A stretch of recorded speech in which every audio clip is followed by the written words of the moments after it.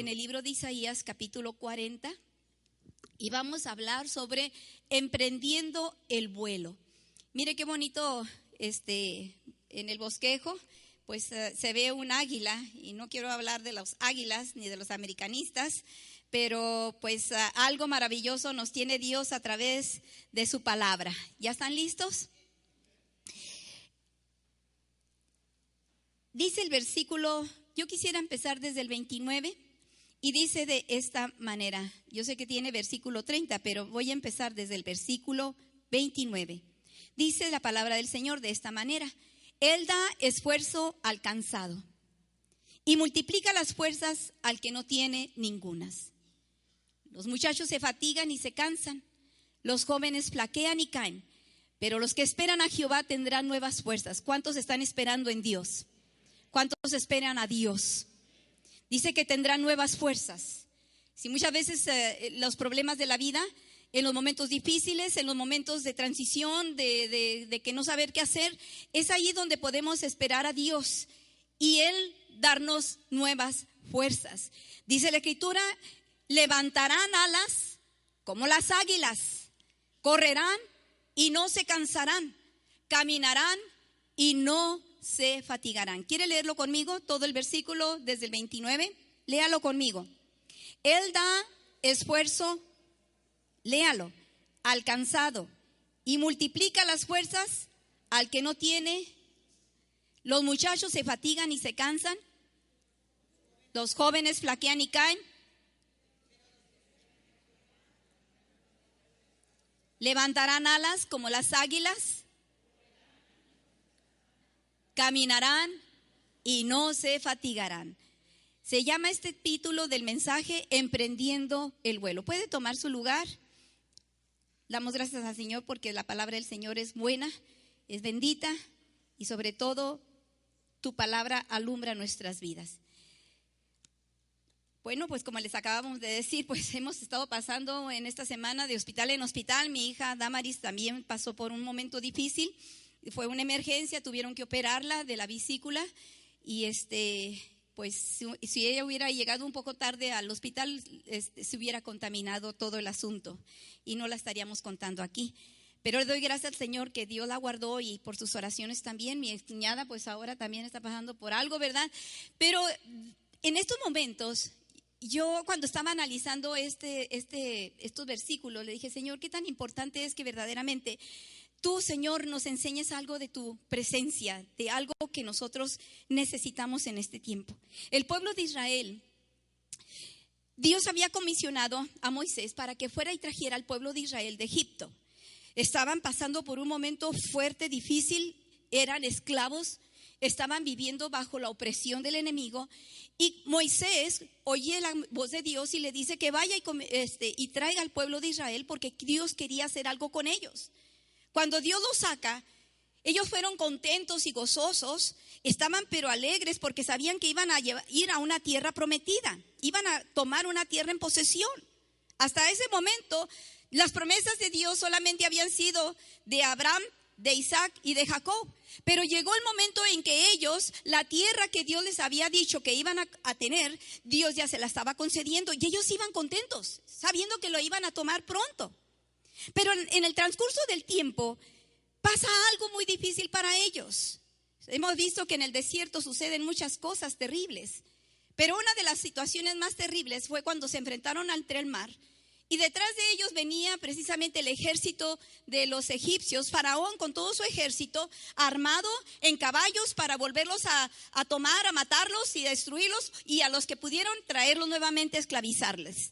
Imagínate qué situación tan más difícil. Enfrente de ellos el mar, un mar tremendo. ¿Cuántos de nosotros no hemos visto que cuando estamos pasando por problemas o situaciones duras y difíciles, vemos un mar de tempestad, un mar difícil de cruzar, un mar en el cual nosotros no podemos hacer más que, no sé, muchos se desesperan, muchos corren por caminos diferentes, hacen cosas diferentes y atrás de ellos, pues como decía yo hace un momento, venía un ejército poderoso a destruirlos. A veces que nosotros nos encontramos entre la espada y la pared. A veces que llegan los momentos difíciles cuando vienen los problemas uno tras otro. Como en esta semana, yo no sé usted si ha estado pasando por algo difícil, quizás a lo mejor el desempleo, o quizás te están quitando tu casa, o quizás estás pasando por un proceso de problema familiar, o te han estado aumentando las drogas, las deudas, y tú no sabes qué hacer. ¿Qué hacer en esos momentos difíciles? Que a veces nosotros queremos pues buscar las soluciones sabidas y por haber, y realmente no las hay. A veces te encuentras así entre la espada y la pared. ¿Qué hacer en esos momentos? Es aquí donde nos habla la palabra del Señor en Isaías capítulo 40 de una maravillosa palabra de fortaleza cuando estamos pasando por momentos difíciles. Mi cuñada, pues es una mujer que ha estado aprendiendo a estar en la fe, estar en la iglesia, buscar de Dios. Y realmente ella ha estado luchando, y ahora que la he visto en tanto dolor, ella clama por esto. Y cuando yo ayer llegué con ella a hablarle, ya tenía 2 días inconsciente. Y cuando fuimos mi esposo y yo a hablarle, le decía: Malena, ¿quién es Jehová? Oh, Jehová es Dios. Y ¿sabes una cosa? También es tú. Dice: sí, Jehová es mi pastor y nada me faltará. Él nunca me fallará.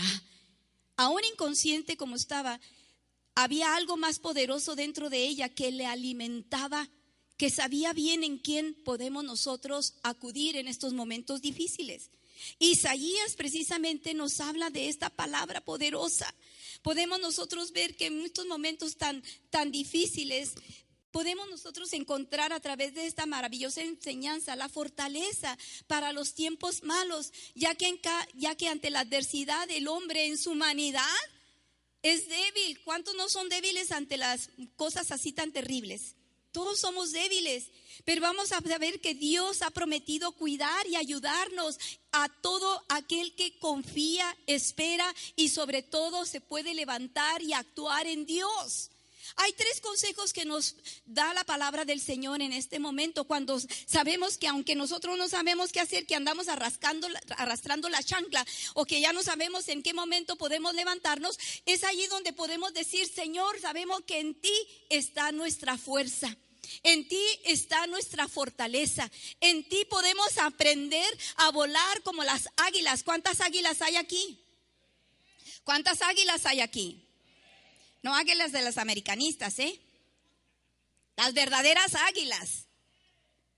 Las verdaderas águilas.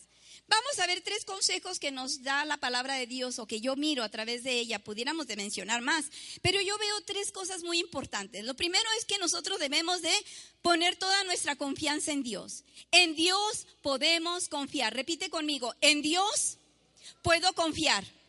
Pero dilo con certeza: en Dios puedo confiar.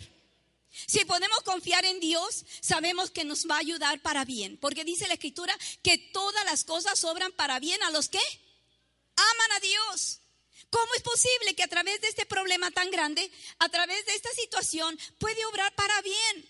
¿Cómo es posible que a través de esta enfermedad que me ha llegado, obre para bien? ¿Cómo es posible que a pesar de la adversidad en el matrimonio, quizás a lo mejor tu marido te dejó, tu esposa te dejó, tus hijos anden mal en los caminos del Señor, pero dice la Escritura que aún allí Dios se glorifica, porque para todo esto dice el Señor que obra para bien, para bien.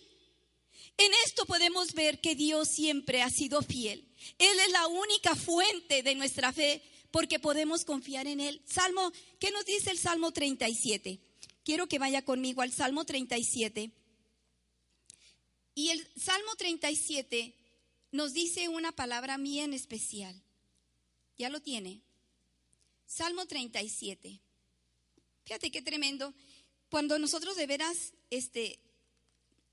confiar en Él, es porque verdaderamente hemos conocido parte de quién es Dios. Salmo 37, versículo 3 y 6. Dice: confía en Jehová y haz el bien, y habitarás en la tierra y te apacentarás de la verdad. Deleítate a sí mismo en Jehová y Él te concederá las peticiones de tu corazón. Pero hay un salmo muy hermoso que yo encontré en el Salmo 9. Yo quiero que se vaya al Salmo 9. fíjese nomás lo que dice la Escritura en el Salmo 9 acerca de lo que es confiar. En ti confiarán los que conocen tu nombre, por cuanto tú, oh Jehová, no desamparaste a los que te buscaron. Verdaderamente, yo no puedo confiar en algo que no conozco. ¿Usted confiaría en alguien que conoce? ¿Que no conoce? Pues claro que no. Hace unas semanas atrás estaba predicando la palabra en un evento de mujeres y levanté a una señora conmigo y le dije, ¿usted no me conoce? No, pues claro que no. ¿He oído de usted? Claro que sí. Yo sé que a lo mejor ha oído de mí, pero no la conozco. Pero ¿qué tal si yo la levanto y empezamos a entablar una conversación? Y yo le invito a tomar un café y le invito a venga conmigo a dar un paseo, platiquemos y tengamos un momento así. ¿Usted me conocería? Bueno, tal vez estamos tratando, ¿verdad? Yo le puedo decir que a lo mejor yo he oído de alguien como el presidente de la nación, Obama. Yo nomás lo he oído o lo he visto en televisión, lo he visto en las portadas de los periódicos. Pero yo no tengo el privilegio de conocerlo a él en persona. No lo conozco, solamente veo quién es él. Lo mismo sucede cuando una persona no confía. ¿Por qué no confía? Precisamente porque no le conoce. Cuando usted no conoce a una persona, no puede confiar en él, no puede depositar su confianza en él, obviamente. Por ejemplo, yo tengo mi relación con mi esposo, yo lo conozco a él, sé sus pensamientos después de tantos años. Conozco cómo él actúa, cómo él se siente cuando lo veo triste, cuando lo veo alegre, cuando lo veo preocupado. Podemos conocer porque ya hemos tenido una relación personal. Es imposible de que tú confíes en Dios si tú no tienes una relación personal con Él. Es imposible. Puedes tener un conocimiento de lo que es Dios, puesto que a lo mejor alguien te ha hablado de Dios. O aquí en la iglesia te han hablado de Dios, pero tú no tienes un encuentro personal con Él y no puedes saber que Él es para ti. Porque dice la Escritura que conoce quién es Dios, que Dios es Dios fiel. Entonces, cuando nosotros conocemos a Dios, tenemos una relación personal. Por eso dice el Señor en su palabra que debemos de entregar nuestro corazón al Señor para que el Señor venga y more en nuestras vidas. ¿Cómo podemos nosotros confiar en Dios si nosotros no le hemos visto ni le hemos conocido? Claro que lo más importante es que aunque Dios es espíritu, Cristo es espíritu, pero hay algo de su presencia en nosotros porque está a través de su Espíritu Santo. El problema más grande es que la gente tenga incredulidad.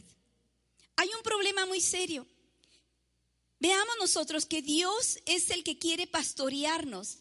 Dios quiere acercarse a nuestras vidas. Dios quiere estar con nosotros. Fíjate qué tremendo cuando verdaderamente lo conocemos. Hay una palabra muy hermosa que pude encontrar en Isaías 58:11. Dice, Jehová te pastoreará siempre. Cuando tú conoces a Dios como la relación que tienes con una persona íntima, tienes algo más personal con Él, que Él te brinda toda su ayuda y todo su consejo y toda su protección. Es imposible que tú quieras la protección de Dios si tú no le conoces a Él. Dice la Escritura en Salmo 91, el que habita al abrigo del Altísimo morará bajo la sombra. Es imposible, claro, vienen problemas. Los problemas siempre los vas a tener presente. Déjame decirte que si tú has pensado que cuando conoces a Cristo, los problemas se acabaron. No, todo lo contrario, vas a tener más. Déjame decirte la verdad, vas a tener más. Porque yo no puedo decirte una cosa si no te voy a decir la verdad. Pero una cosa es muy importante, que cuando nosotros conocemos a Dios como nuestro Señor y Salvador, Él es el que brinda la protección para tiempos duros y difíciles, porque Él envía una protección de sombra sobre nosotros. Nuestra hermana Nina Abud habló sobre lo que es la protección cuando levantó una sombrilla y esa sombrilla estaba cubriéndoles a ella, y cuando ella aventaba cosas para arriba, caían hacia la sombrilla y se brincaban para otros lados. Es una ilustración muy tremenda cuando nosotros habitamos bajo la sombra del Omnipotente. Hay una sombra y una protección, porque Él dice que en esos momentos de sequía, en esos momentos de dolor o de sufrimiento o de transición, de problemas, dice la Escritura que Él es el que nos da vigor a nuestros huesos. Será como un huerto de riego y como un manantial de aguas cuyas aguas nunca faltarán. Quiere decir con esto que cuando nosotros nos acercamos y tenemos a Dios en nuestro corazón, el Señor empieza a brindarnos toda su protección divina. A pesar de todo, en esos momentos duros, podemos sentir que la paz de Dios gobierna nuestros pensamientos. Cuando tú estás pasando por el momento transitorio, lo primero que pasa es, si te dieron una mala noticia de una enfermedad, luego piensas cáncer. Ay, una enfermedad incurable. Oh, esto ya va a ser difícil. Luego los pensamientos se llenan de tantas cosas tan negativas, ¿verdad? ¿No te ha pasado a ti? Que te dan una mala noticia y piensas lo peor. Pero cuando verdaderamente está Dios en nuestra vida, podemos sentir su paz, su amor y su misericordia. Lo increíble de todo esto, hermanos, es precisamente que teniendo a Dios en nuestra vida, otra cosa, pasemos incredulidad. La incredulidad anula, o es el enemigo que hace que anule la fe, nos priva de ver milagros y maravillas. Dijo Jesucristo a los discípulos y les dijo también a los fariseos, a los sacerdotes de aquel entonces, le decía: creéis en Dios, creed también en mí. ¿Por qué no creéis? Uno de los enemigos más tremendos que tenía Cristo en aquel entonces era su propia gente. Dice la Escritura en Juan capítulo 1, menciona precisamente que a los suyos vino, pero los suyos no le quisieron recibir. ¿Por qué no le quisieron recibir? Porque no creyeron en Él. A los suyos vino, pero no le quisieron creer, y los suyos no le recibieron. Pero a los que le recibieron, a los que creen en su nombre, les dio potestad de ser llamados hijos de Dios. Y luego nos dice la Escritura, y si somos hijos de Dios, el Espíritu mismo nos da testimonio a nuestro espíritu de que nosotros somos hijos de Dios. Y si hijos de Dios, coherederos con Cristo y herederos de las promesas de Dios. Qué maravilloso es saber que tenemos a nuestra disposición bastantes promesas para poder confiar en ellas. Por eso el Señor les decía: creed en Dios, creed también en mí. En la casa de mi Padre muchas moradas hay. Si así no fuera, yo os lo hubiera dicho. Voy pues a preparar morada para vosotros, para que donde yo esté, vosotros también estéis. ¿Y sabes qué sale Tomás hablando? Yo le decía a mi esposo: fíjate que en Tomás encontré el discípulo, uno de los discípulos de Cristo. Tomás era una persona muy negativa. A pesar de que estuvo caminando con Cristo por 3 años, era una persona muy negativa. ¿Y cómo vamos a saber el camino? Le decía, ¿y cómo vamos a saber a dónde vas? ¿No conocemos a dónde vas? Jesucristo le dijo también a Felipe, le decía: oh, bueno, ya ustedes conocen el camino, la verdad. Y le decía: no sabemos cuál es el camino. ¿Cómo entonces vamos a saberlo? Muchas veces nosotros dentro de la iglesia tenemos ese espíritu de incredulidad o negativista. Y se tiene que desechar de nuestra vida para que entonces opere verdaderamente milagros y maravillas dentro de nosotros. Muchos milagros no se pudieron realizar en la vida de los fariseos. ¿Por qué? Porque lo único que miraban era la incredulidad. No podían creer. Ni sus propios hermanos carnales de Jesucristo pudieron creer en Jesús. ¿Por qué? Si las maravillas hacía, si milagros hacía, prodigios hacía. Tomás nuevamente estaba presente cuando le habían anunciado a Jesucristo que Lázaro había muerto. Y ya sabía Lázaro, y ya sabía Tomás que en ese momento pues dice: ya para qué vamos a ver a Tomás si ya está, a Lázaro si ya está muerto. Y Jesucristo dijo: vamos porque lo vamos a despertar, vamos a resucitarle, ¿verdad? Pero Tomás nuevamente dice la Escritura que dijo: bueno, pues vámonos pues, vamos para que nos maten también, vámonos para que muramos. Fíjate qué tremenda expresión. Y por último vamos a ver que la incredulidad de Tomás estaba cuando después de lo que pasó, Cristo resucitado. Jesús se encontraba en medio de sus discípulos después de que resucitó. Y estaban tan contentos y tan gozosos cuando se aparece en medio de ellos. Y estaban contentos porque ahí estaba Jesús. Y sabes que el único que no estaba presente fue Tomás. Qué casualidad, ¿verdad? No estaba Tomás. Y le dicen a Tomás, Tomás, fíjate que vimos al maestro. Fíjate que estuvo aquí comiendo con nosotros. Fíjate que aquí lo estuvimos tocando, estuvimos con él. Y estaban tan contentos y dijo Tomás, no, ustedes me están hablando de un fantasma. Ustedes están alucinando. Yo no puedo creer lo que ustedes me están diciendo. Y le dijo, y si yo no viera al maestro y pusiera mis manos en su costado y pusiera mis dedos en sus llagas, entonces creeré. ¿Cuántos de ustedes no les ha pasado eso? No, yo no lo creo. No, eso es imposible. No, ¿cómo crees que va a suceder eso? Eso no puede ser. Pues ni aunque sea lo que sea, dijo. Tomás, pasaron 7 días y dice la escritura que cuando estaban reunidos todos, nuevamente a puerta cerrada, ese momento tan maravilloso se presentó. Cristo se apareció. Y cuando se apareció, inmediatamente se dirige a Tomás y le dijo, Tomás, ven, pon tus dedos aquí en mis manos. Tomás, pon tu mano en mi costado. ¿Cómo se sentiría Tomás? ¿Cómo se sentiría cuando de repente lo ve y habla con él y se dirige solamente a él en ese momento? Y en ese momento Tomás empieza a reflexionar y yo creo que se quebrantó, indiscutiblemente que se quebrantó. Porque fue ahí en ese momento que él reflexionó y le dijo, oh Señor, Señor mío y Dios mío. Cristo le dice, Tomás, porque me viste, creíste. Porque me viste. Más bienaventurados son aquellos que sin ver creyeren. Más bienaventurados son los que sin ver creyeren. Entonces, ¿qué tan importante es para nosotros que los que confían en Dios, verdaderamente poner toda nuestra esperanza en Él?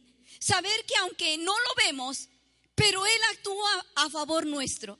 Que aunque Él no lo vemos físicamente, pero sabemos que está logrando su propósito en nosotros, porque podemos confiar en un Dios que verdaderamente es real. No es un Dios ficticio. No es un Dios que está crucificado. No es un Dios que está postrado en una cama, en un lecho, como se encuentra allá en Juárez, en un ataúd. Mi mamá me llevaba cuando era niña pequeña a la catedral y llegábamos a una capilla separada de la catedral y entraba y lo primero que miré fue un féretro y adentro de un féretro estaba un muerto. Y yo me asusté la primera vez que lo vi porque lo vi todo moretoneado, golpeado. Y le dije, mamá, ¿quién es este? Me dijo, ay, mi hija, dele beso que él es Cristo. ¿Cristo está muerto? ¿Cristo está muerto? Pues mi Cristo no está muerto, mi Cristo está vivo. Él reina y Él gobierna porque la misma muerte no lo pudo detener. La misma muerte no lo pudo detener. ¿Dónde está muerte tu aguijón? ¿Dónde, oh sepulcro, tu victoria? Ya que la muerte y el aguijón de ese aguijón estaba allí, pues Cristo se levantó con poder. Y ahora no lo vemos nosotros en la cruz ni en ese cajón, porque Cristo verdaderamente resucitó y vive con nosotros y está en medio de nosotros. Por eso puedo decirte que en Dios podemos confiar. Los que esperan a Jehová tendrán nuevas fuerzas. Por eso dice la escritura un versículo antes, ¿no has sabido, no has oído que el Dios eterno es Jehová, el cual creó los confines de la tierra? Es el que no se fatiga ni se fatiga con cansancio y su entendimiento no hay quien lo alcance. Es un Dios maravilloso, es un Dios en el cual podemos nosotros confiar, porque Él ha prometido ser siempre fiel a nosotros. Conoce, porque eso anula la fe.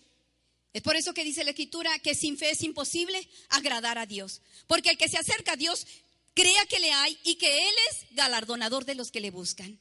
¿Cuántos galardonadores hay aquí? Yo estoy esperando ese galardón. Yo tengo varios galardones, créalo. Yo tengo varios galardones y usted también. En Dios no tan solo podemos confiar, sino también podemos esperar. Lamentaciones 3, váyase conmigo. Dice de esta manera, Lamentaciones capítulo 3, versículo 24 y 25. Mi porción es Jehová, o sea, mi deleite, mi deseo es Jehová. Dijo mi alma, por tanto, en él esperaré. Bueno es Jehová a los que en él esperan, al alma que le busca. Bueno es esperar en silencio la salvación de Jehová. Qué tremendo, ¿verdad? Mi porción, mi deleite, mi deseo está en Jehová, por tanto en él esperaré. Bueno es a Jehová a los que en él esperan, a los que el alma que le busca. ¿Cuántos buscan a Dios? Bueno es esperar en silencio la salvación de Jehová. Fíjese que esperar no es nada fácil, ¿verdad que no? ¿Cuántos de aquí son desesperados? Que quieren todas las cosas fáciles. Esperar es la cosa más difícil para el ser humano, ¿verdad que sí? Hoy vivimos en un mundo en que todo queremos que se haga rápido.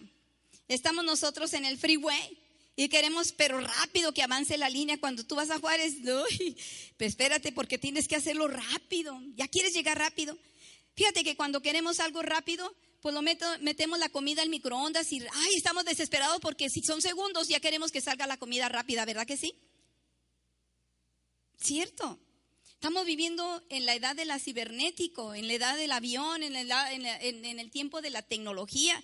Tú has visto ya los celulares y ya puedes tú mirar a una persona del otro lado, a pesar de que están a cientos de millas o millas y millas de distancia, ¿verdad que sí?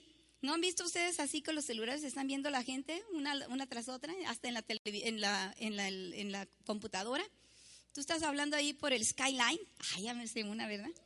Skyline. Yo no estoy tan, ya también les digo. Esperar en Dios no es siempre fácil, pero sí es más seguro. Esperar en Dios es una disciplina espiritual muy importante que todos debemos de ejercer en nuestro caminar con Dios o en la fe. Muchas veces nosotros tenemos que luchar contra ese tiempo, ¿verdad? Con ese momento de espera. Esperar es difícil. Para nosotros que somos tan inquietos, mi esposo es difícil cuando me dice, ya nos vamos, tenemos que salir corriendo para la calle. Espérate, Marco, espérate. No, el tiempo ya se nos vino encima, pero ¿qué te pasa, mujer? Eres pachorruda, eres una tortuga. Le digo yo a mi esposo, no, espérate, porque si me apresura no voy a salir de aquí. Mi esposo parece que tiene hormigas. Le rasca el cuerpo, se desespera tanto porque pues ya a la hora de salida y yo todavía estoy con la secadora, ¿verdad? Espérate, mi amor, no se va a morir el tiempo. No, pero tenemos que estar a tiempo. Qué bueno que mi esposo sea así, que sea puntual, ¿verdad? Y que nosotros debemos de ser puntuales también en nuestras citas. Ojalá que el día de la muerte estemos puntuales también, ¿verdad? Cuando lleguemos allá con el Señor. ¿Sabe que cuando nosotros estamos esperando, en la espera, nosotros desesperamos? Esperar la respuesta de Dios, sobre todo en un momento de prueba, de lucha, de tentación. Cuando tú estás en medio de la prueba, en medio del fuego, en medio de la necesidad. Cuando quieres que Dios responda, cuando ves que todas las cosas están así tan fuera de lugar y que tú no sabes qué hacer en ese momento, se te ocurren tantos pensamientos. Y lo primero que haces cuando no sabes esperar es actuar de una manera alocada. ¿Cuántos dicen amén? ¿Cuántos alocadamente han respondido ante la espera? Hay un hombre en la Biblia que me llamó mucho la atención. Le dije, Señor, que le costó verdaderamente hasta la corona. Y usted ya sabe quién es. El rey Saúl. El rey Saúl fue nombrado el primer rey, primer rey de Israel. Era un hombre, dicen que era alto entre todos, ¿verdad? Guapo, simpático, muy hermoso. No estoy hablando de mi marido, ¿eh? Para muchos que piensan que ya es mi marido, no. Este es Saúl. Mi esposo también es alto, guapo, simpático, hermoso. No se rían, es verdad. Yo lo veo por fe. No se crean, no. Mi esposo es guapo. ¿Por qué cree que me enamore de él? por lo trompudo, simpático, alegre. Oh, Dios mío, este muchachito, cuando estábamos en nuestra época, wow, tremendo el chaparrito. Me enamoré de sus trompas. Que el día que nos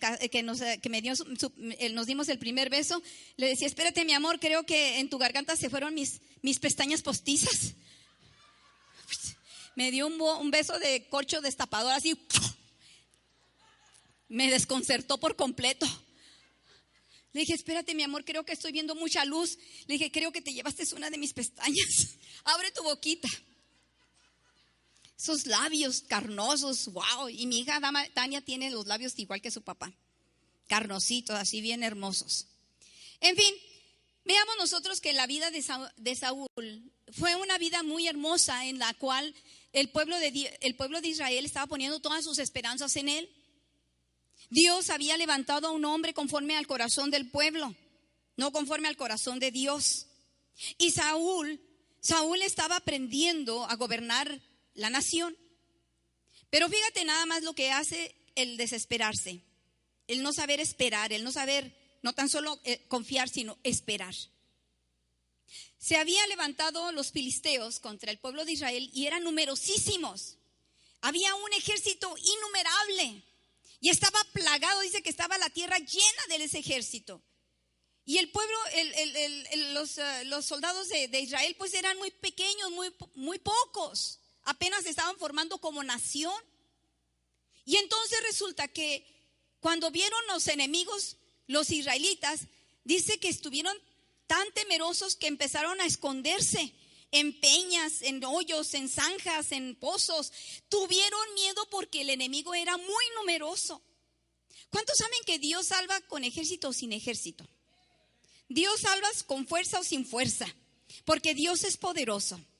Y en eso que él estaba viendo, muchos de ellos empezaron a desertar, a irse. No, eso está muy difícil, eso está pesado, a lo mejor. No, ya somos hombres muertos. El temor se apoderó de ellos. Por eso dice la Escritura que nosotros no hemos recibido un espíritu de temor, sino de amor, de poder y de dominio propio. El espíritu de temor es el que esclaviza, nos hace ver muchas cosas malas y negativas. Pues el pueblo de Israel estaba así, atemorizado. Y cuando vio Saúl que ya el pueblo le estaba desertando, dijo, no, pues no ha llegado el profeta Samuel, no ha llegado para que él haga oración por nosotros, para que haga el sacrificio, para que nos vaya bien, para poder pelear contra el enemigo. Y habían pasado 7 días y Samuel no se había presentado. Y entonces dijo, bueno, pues total, para que no se me vaya toda esta gente que me quedaron tan poquitos, vamos a hacer el sacrificio. Y trajo el sacrificio y dice la Escritura que cuando terminó de hacer el sacrificio fue cuando se presentó el profeta Samuel. Y el profeta Samuel le dice, ¿qué hiciste, Saúl? ¿Qué hiciste? Oh, es que mira lo que pasó con este pueblo, se me estaba yendo la gente y pues no sabía qué hacer, tú no venías y pues yo me esforcé para hacer el sacrificio. ¿Cuántas veces nosotros no nos esforzamos haciendo algo que realmente no quiere Dios que nos esforcemos en ese aspecto? Hay unas cosas que sí nos dice el Señor, esfuérzate y sé valiente, no temas, no desmayes, porque yo soy tu Dios que te esfuerzo, siempre te ayudaré, siempre te sustentaré con la diestra de mi justicia. Pero hay en esos momentos en los cuales nosotros no debemos de hacer eso, porque no nos corresponde a nosotros. Lo único que nos corresponde a nosotros es esperar en Dios. Esperar en Él. Esperar en Él en el momento en que Él nos esté diciendo, ¿sabes qué? Yo no estoy obrando de esta manera porque yo estoy haciendo algo diferente de lo que tú estás imaginando que yo haga. Yo estoy obrando mientras que todos están durmiendo, yo estoy obrando de noche. Yo estoy obrando en el momento que tú no estás pensando que yo estoy allí. Porque Dios, sus pensamientos son diferentes a los nuestros. ¿Cuántos dicen amén? Los pensamientos de Dios son distintos a los nuestros. Como son más altos los cielos que la tierra, así son los pensamientos de Dios. Como son más altos los cielos que la tierra, así son los caminos de Dios. Pero dice que Él tiene un propósito y un plan para nosotros. No un plan de emergencia, sino que Él tiene preparado algo para nosotros, para nuestro bien. Porque Él te está capacitando para hacer algo diferente, o te está enseñando a hacer algo distinto, o Dios está modificando tu forma de ser. Dios está trabajando con tu carácter, que eres impaciente o que eres una persona que no tienes no tienes sensibilidad a ciertas cosas que el Señor te está enseñando que hagas, o simplemente el Señor te está diciendo: espera en Jehová y Él hará las cosas a su manera, no a la manera tuya, no a tu forma de ser. Por eso muchas veces no vemos las victorias. He allí una mujer llamada Sara. Dios le había prometido una descendencia de ella, una mujer anciana que casi tenía más de 90 años. Ya se le había pasado el tiempo de la mujer.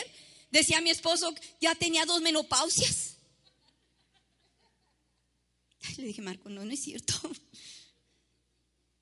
Que era imposible que esa mujer tuviera hijo, menos con su esposo, que ya estaba de 100 años. ¿Y sabes lo que hizo? Pues no le dice: mira, ¿sabes que yo tengo una esclava? Toma, ahí está Agar. A fin y a cabo, si eso es la manera en que Dios va a obrar, yo creo que esa es la mejor forma. Mujer de Dios, cuando a veces nosotros estamos esperando que Dios haga algo, no te impacientes a causa de todo lo que está sucediendo a tu alrededor, porque Dios quiere hacer cosas mejores que lo que tú estás pensando. Y he allí el problema después, porque después que nace el hijo, después de que nació el hijo de la esclava Agar, se vio en serios problemas con la mujer, con esta llamada Sara, porque Sara verdaderamente se vio afrontada por la actitud de Agar.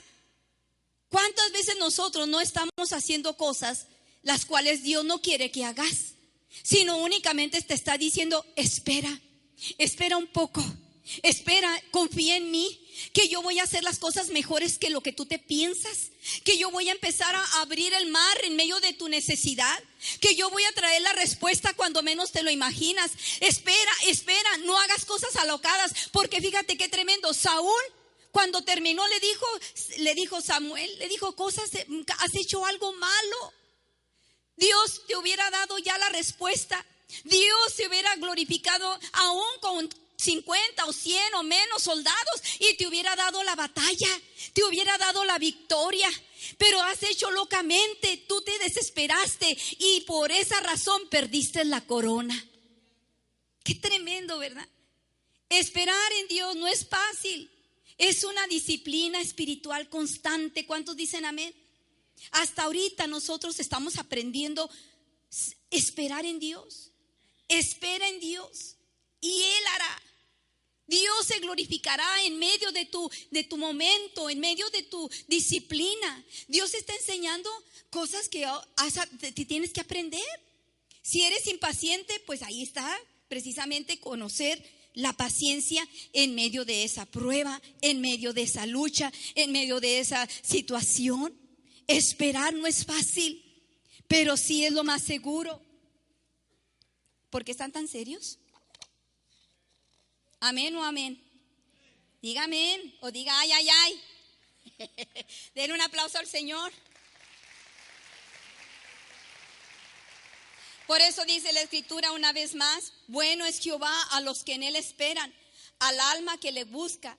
Bueno es esperar en silencio la salvación de Dios. ¿Qué es lo que debemos de hacer? Buscar a Dios. Buscarlo y buscarlo. Porque cuando tú lo buscas, dice el Señor que el que busca, encuentra. Encontrarás verdaderamente que Dios está trabajando dentro de tu interior y Dios te está enseñando algo que tú no has conocido de la parte de Dios. Y el Señor quiere que tú le conozcas tal como Él es, tal como Él es. Y en la oración y a través de su palabra podemos encontrar verdaderamente la respuesta, el consejo adecuado. Cuando yo estuve pasando, mi esposo y yo estuvimos pasando por un momento difícil de nuestro ministerio, cuando nuestros hijos estaban pasando por una difícil situación de familia, cuando estábamos pasando verdaderamente mi esposo y yo algo difícil, ¿sabes qué es lo que hacíamos? Nos uníamos en la oración, nos uníamos en la lectura, compartíamos la palabra, buscábamos a Dios. Por eso el Señor dice que Dios es bueno para los que le buscan, para los que verdaderamente buscan su nombre. Rey Saúl le costó su corona. Espero que tú no pierdas tu corona. Dile a tu hermano, no pierdas tu corona. Empújalo, dile, no pierdas tu corona. No pierdas tu corona. Porque esto es cuando Dios nos dice, por eso dice la Escritura que los que esperan a Jehová tendrán nuevas fuerzas. Tendrán nuevas fuerzas. Y no tan solo eso. Por último te puedo decir, no tan solo podemos confiar en Dios en momentos duros, no tan solo podemos nosotros esperar en Dios, sino también podemos levantar nuestras alas, podemos actuar. Porque dice la Escritura que los que esperan a Jehová tendrán nuevas fuerzas, levantarán alas como las águilas, correrán y no se fatigarán, caminarán y no se fatigarán, correrán y no se cansarán.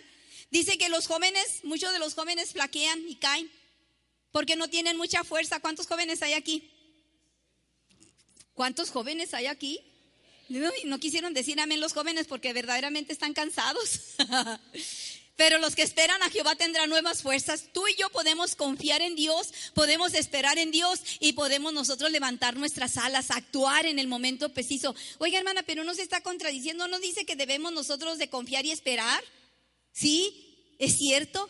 Pero también hay un momento después de actuar, después de esperar y de confiar, debemos nosotros de actuar. No todo el tiempo te vas a estar de rodillas orando a Dios. No todo el tiempo te vas a pasar el tiempo llorando, solamente diciendo, Señor, mira, ya sé que está pasando por esto, no sé qué hacer, no sé cómo hacerle, pero sabemos que tú puedes ayudarnos. Es el momento de estar buscando a Dios en oración, sí, pero hay un momento en que nosotros, nos dice la Escritura, que nosotros debemos de levantar las alas como las águilas, debemos nosotros de extendernos, debemos nosotros de actuar, porque la fe sin acción es nula la acción, es nula la fe. La fe debe de ser de poseer, de caminar. Por eso cuando Moisés, cuando estaba en el desierto frente al Mar Rojo, él decía, en este día Dios se va a glorificar, en este día Dios va a hacer grandes cosas, en este día Dios va a estar con nosotros, en este día. Y él estaba orando en esa manera y diciéndole al pueblo, pero Dios le dijo, oye, Moisés, ¿por qué clamas a mí? Dile al pueblo que actúe, dile al pueblo que se levante y camine frente al mar, que yo me encargaré de abrir su mar rojo. Dios se encargará de abrir tu mar rojo cuando tú empiezas a actuar en fe, cuando tú empiezas a caminar en sus promesas y saber que Dios te dará la tierra por heredad. Lo que tú le has pedido, lo que tú le has dicho, el Señor empezará a trabajar de una manera diferente y te enseñará a mirar las cosas de las maneras que Él quiere que tú mires, no a la manera tuya. Qué maravilloso es Dios. David pasó un tiempo con las piedras allá en el campo con sus ovejitas. Pasó un momento de pastorcito, pero mientras tanto ella estaba pegándole a las piedras, ¿verdad? Con una onda. Se estaba adiestrando, haciéndose hábil en la onda, ¿verdad? En la onda ramalera. Mientras tanto, él estaba ya defendiendo a las ovejas de su padre por las fieras, por los leones, por los osos, por lo que sea. Les arrebataba a los animales, ¿verdad? Que se querían devorar. Pero llega el momento en que él tenía que enfrentarse ante el Goliat. Llegó el momento en que esa habilidad que Dios le dio para poder enfrentarse ante Goliat, Dios no le daba una arma poderosa, no le dio una espada ni un escudo. Era un jovencito quizás de 16, 17 años, no sé cuántos años tendría. La Escritura dice que a lo mejor eran esa edad.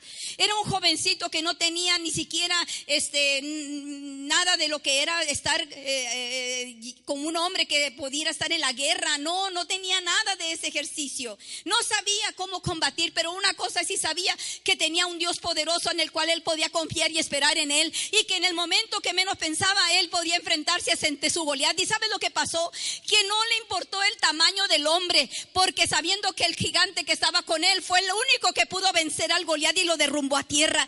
Quizás tú estás pasando por ese Goliat, pero Dios te está enseñando que cuando tú confías y esperas, en ese momento es una disciplina que tú estás llevando a cabo para que te enfrentes ante ese momento de decisión en la cual te enseña el Señor a actuar en su voluntad. Una cosa decía el Señor: Señor, yo solamente lo único que quiero es hacer tu voluntad. ¿Cuántos de ustedes quieren hacer la voluntad del Padre?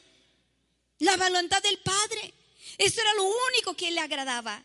Y cuando David se enfrentaba ante sus Goliats, Dios le dio la victoria más grande.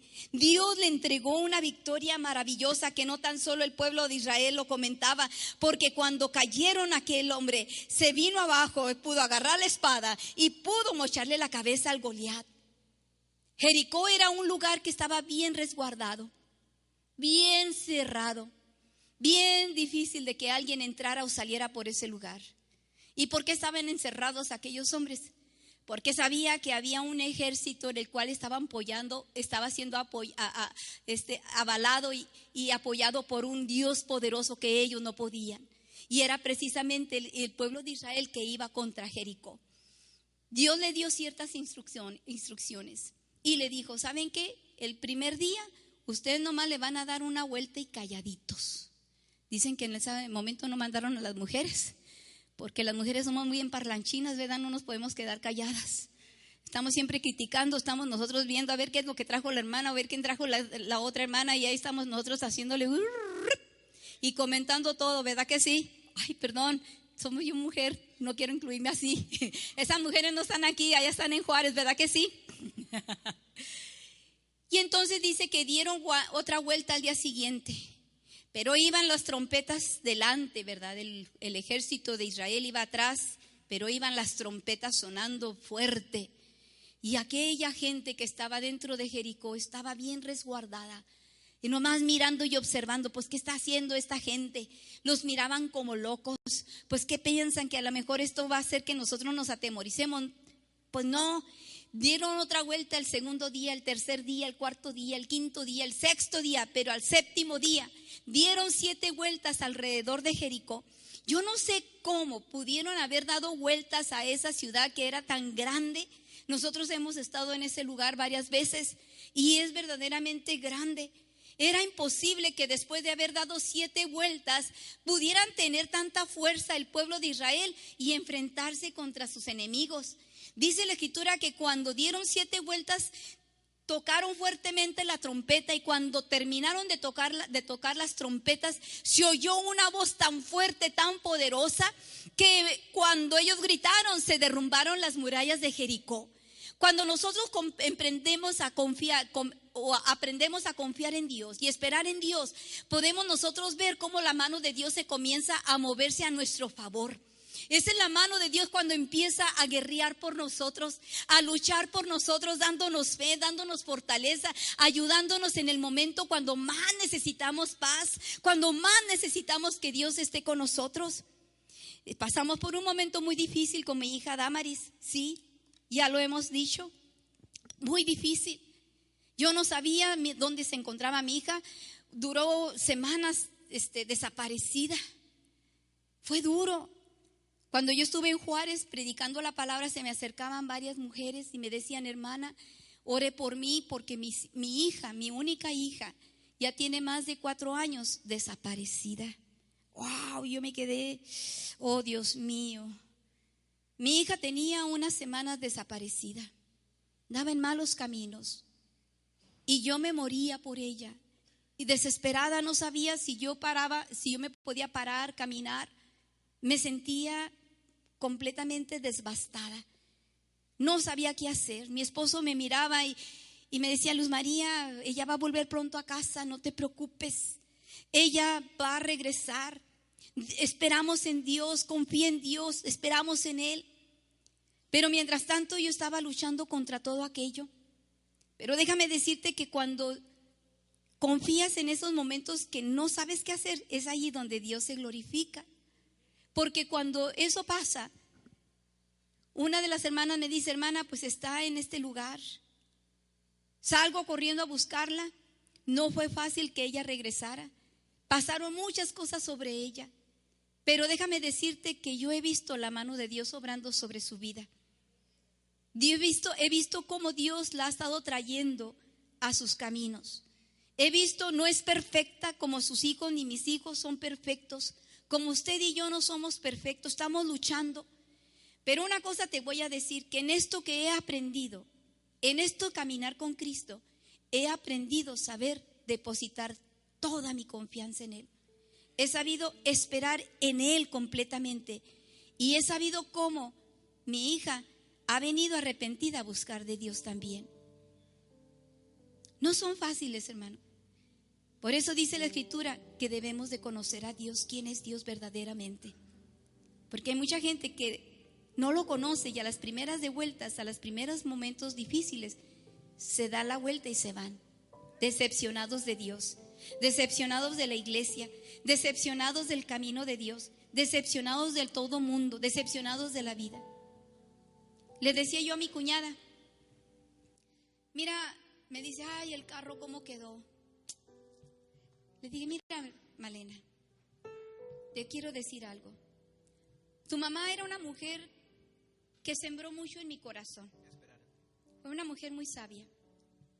Como decía mi esposo, una mujer muy, muy, muy inteligente. Pero ella cuando hablaba traía palabras de sabiduría. Y le dije, fíjate lo que decía tu mamá y cómo se me quedó grabado. Mi esposo lo dice. Cosas materiales o dinero perdido. Algo perdido. Honor perdido. Algo perdido. Pero cuando es el ánimo perdido, todo está perdido. Por eso en estos momentos tú estás pasando por pruebas y luchas. Tú estás pasando por el mar de tempestad, por la lucha difícil. Si se pierde el ánimo, has perdido toda la victoria. La Biblia nos dice que nosotros vamos de triunfo en triunfo en Cristo Jesús. Vamos de victoria en victoria en Cristo Jesús. Las victorias son mucho más grandes más adelante, pero más grandes también son las tentaciones y pruebas y luchas. Y los ánimos a veces vienen y van, y a veces se nos acaban las fuerzas. Por eso la Escritura dice que los que esperan a Jehová tendrán nuevas fuerzas. ¿Cuántos quieren nuevas fuerzas en Dios? ¿Cuántos le quieren decir, Señor, ¿sabes qué? Es cierto, me hace falta, me ha fallado la fe. A mí me ha pasado en muchos casos. A veces Bebero, cuando ella conoce nuestra vida, no, Luz María, pastora, usted tiene que echarle adelante. Pastora, usted no se desanime. Dios es grande, Dios es fiel. Dios va a hacer grandes cosas. Ahorita que estaba diciendo este joven del sueño que tuvo, la Escritura dice que los jóvenes soñarán sueños, los ancianos soñarán sueños y los jóvenes verán visiones. ¿Qué tan importante es que el ánimo lo tengamos adelante? Para un enfermo es tan importante el ánimo para que se levante de la cama. Para el preso que está en la cárcel, tan importante el ánimo. Para nosotros en el Señor, ¿qué tan importante es el ánimo? Por eso dice, los que esperan a Jehová tendrán nuevas fuerzas. Levantarán alas como las águilas. Correrán y no se cansarán. Caminarán y no se fatigarán. Si pudiéramos confiar en Dios, ¿cuántos confían en Dios? Pero verdaderamente que confiemos. ¿Cuántos esperan a Jehová? ¿Cuántos verdaderamente le dicen, Señor, me voy a levantar en fe y voy a actuar? Voy a tomar mi Goliat, voy a vencerlo, voy a atravesar el mar, voy a derribar las murallas de Jericó, voy a hacerlo en tu nombre, que aunque soy débil, sé que yo soy fuerte en ti. Póngase de pie en esta hora. Yo le voy a pedir que si usted recibió este mensaje, venga, vamos a decirle, Señor, quiero levantar el vuelo. Quiero emprender el vuelo contigo porque sé que tú nunca me dejarás. ¿Para qué? Por aquí está Denny.